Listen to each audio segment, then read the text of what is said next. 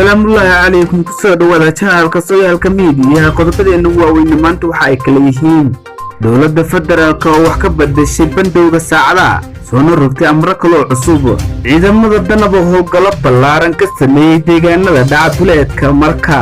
madaxwaynaha Soomaaliya Maxamed Abdullaahi Farmajo oo qadka taleefanka ka wada hadleen dhigiisa dalka Turkiga magaciisa maslahan si fadlan aad u cusub tahay channelkan subscribe nosa si aad ula socoto wararkeena iyo warbixinadeena ugu dambeysay adigoo maadsan haatan ku soo dhawaada warkii oo faahfaahsan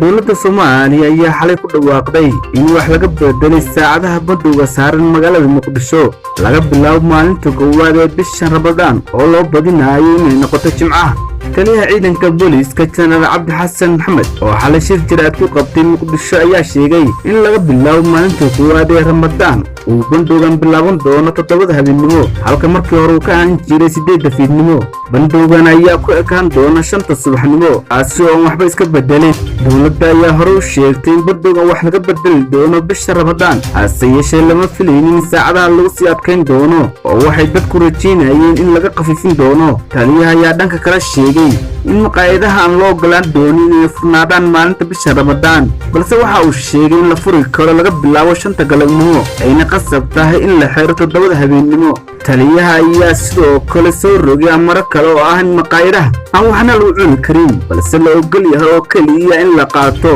oo lagu cuno guryaha oo kaliya taliyaha ayaa sidoo kale waxa uu soo rogay amar ah in baabuurta rakaabka laga doonayo inay qaadaan bar kamid ah intii ay qaadi jireen markii hore taliyaha ayaa sheegay in cid kasta uu hoggaansan weyday amaradan laga qaadi doono tallaabo sharci ah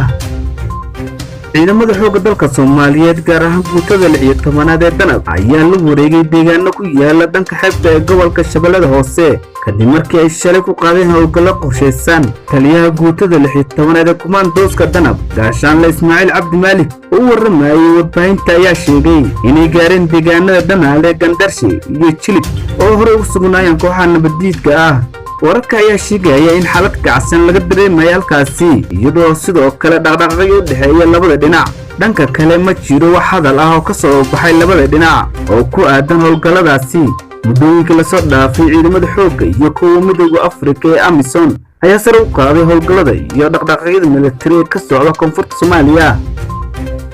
warka soo baxay madaxtooyada Soomaaliya ayaa lagu sheegay in xalay qadka telefoonka ku wada hadleen madaxweynaha Soomaaliya Maxamed Abdullaahi Farmajo iyo madaxweynaha Turkiga Rajab Tayyip Erdogan labadan madaxweyne ayaa ka wada hadlay xaaladda cudurka coronavirus iyo iskaashiga labada dhinac ee Soomaaliya iyo Turkiga sidoo kale qoraalka ayaa lagu sheegay in madaxweynaha Soomaaliya Maxamed Abdullaahi Farmajo uu dawladda Turkiga u mahadceliyay garistaaga joogtada ah waliba xilliyada adag madaxweyne Farmajo ayaa ugu mahadceliyay shacabka iyo dawladda Turkiga taageerada joogtada ah ee la garab taagan yihiin shacabka iyo dawladda Soomaaliyeed guud ahaan taas ayaa ku soo gabagabeeyna wararkeena warka xigta ku doona waa aniga maslahan sidaas iyo amaana Allah